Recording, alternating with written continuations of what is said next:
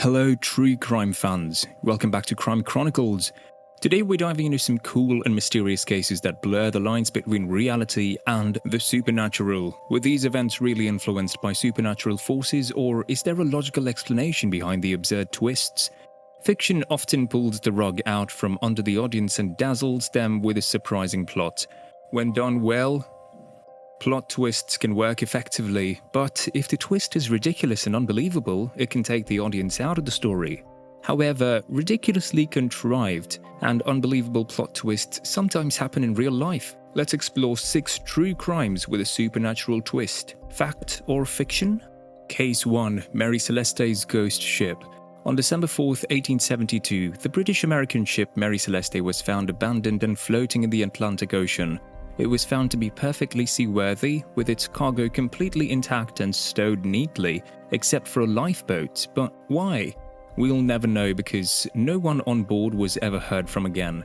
The Mary Celeste hailed from New York to Genoa, Italy, in November 1872. Supplies on board would last 6 months, and luxuries included a sewing machine and an upright piano. Historians and commentators generally agree that for such a valuable ship to be abandoned, extraordinary and alarming circumstances must have occurred. However, the last entry in the ship's log did not reveal anything unusual, and all seemed to be in order inside the ship. Case 2. The Mystery of the CIRCLEVILLE Letters. In 1976, residents of Circleville, Ohio began receiving threatening mail that has haunted them ever since. The letters were from Columbus but had no return address. They alleged that school bus driver Mary Gillespie and the school superintendent had an affair. One letter even addressed Mary's husband, Ron, threatening his life if he didn't end the affair. In 1977, Ron died in a suspected car accident in which he was shot. However, when the sheriff ruled the death an accident, other residents of Circleville began receiving letters accusing the sheriff of covering up the so-called accident. Ron's sister's husband, Paul Fresher, was convicted of writing the letters after trying to kill Mary with a trapdoor pistol. Even after his incarceration, the Circleville letters continued into the 1970s and early 1980s. Fresher even got one in jail. In 1994, Fresher was acquitted and maintained his innocence until his death in 2012. The true identity of the Circleville letter writer is still unknown. Case 3. The Murder of the Boy in the Box. One of the most gut-wrenching cases in history is the Boy in the Box, in which the body of a particularly malnourished boy was found in a box at a JCPenney in the woods of Philadelphia, Pennsylvania in 1957. It was eventually determined that the boy was about 4 to 6 years old and had died of blunt force trauma to the head. The case quickly gained media attention, and the Boy in the Box was dubbed America's Unknown Child. In December 2022, the boy was finally identified as Joseph Augustus Zarelli, but the case remains unsolved despite several theories being discussed as to who was responsible for Joseph's murder. Case 4. The Disappearance of Brian Shaffer. After a head-scratching and mysterious case, authorities, reporters and true crime enthusiasts are still trying to wrap their heads around the case years later. In March 2006, medical student Brian Shaffer disappeared while out with friends at a bar in Columbus, Ohio. According to surveillance evidence, Shaffer never left the bar that night, with many theories that he either killed himself inside the bar and hid his body, left the bar in disguise to start a new life, or walked out the wrong entrance it was. The bar fell on a concrete construction site. Regardless of these theories, the case remains unsolved to this day. Case 5. The Separated Feet Mystery.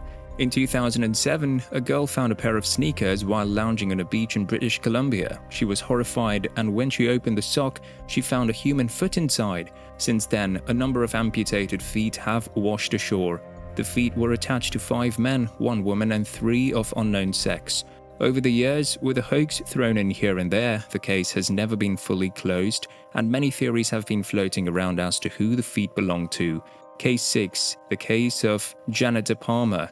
Usually, people associate witches with Salem, MA, but on this particular occasion, the witches were in Springfield, New Jersey. It all started in 1972 after a dog was brought home with a damaged forehead.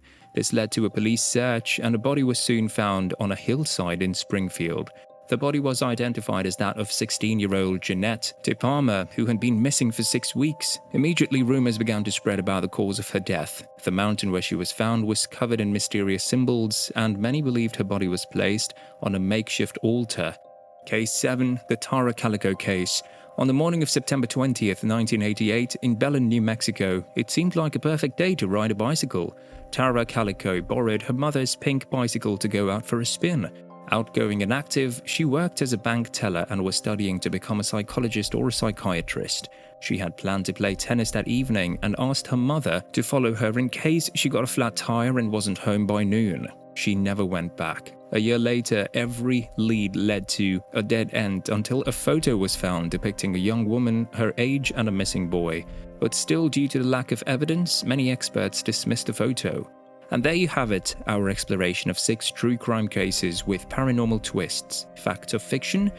If you enjoyed this video, don't forget to like, share and subscribe for more interesting content. If you have any thoughts on these moments or suggestions for future videos, let us know in the comments below. Until next time, keep asking questions with caution.